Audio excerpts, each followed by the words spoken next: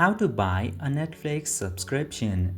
Now, in order to buy a Netflix subscription, first of all, you have to create an account in Netflix. I have already made a video on that. You can check out the channel in order to know how to make an account at very first. And once you make an account, this page will be revealed to you. You just simply need to tap into this finish sign up button. And once you tap to finish sign up, you have to choose your plan in order to buy the subscription. Just simply tap to next button, and after you tap in there, you can choose between these four options in order to subscribe to Netflix. First one is mobile, second one is basics, third one is standard, and last one is premium. Just simply select any of the option that you would like to buy, and once you select the option, just simply tap to next button after scrolling down a bit. Tap to next, and once you tap to next, you need to choose the payment method that you would like to use.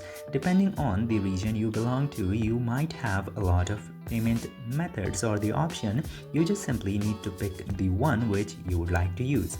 And once you choose the payment method from here, you need to enter the payment details or the card details in here and tap to start membership after that. And this way you can very easily buy a Netflix subscription. I hope this video was informative. If yes, don't forget to hit that subscribe button.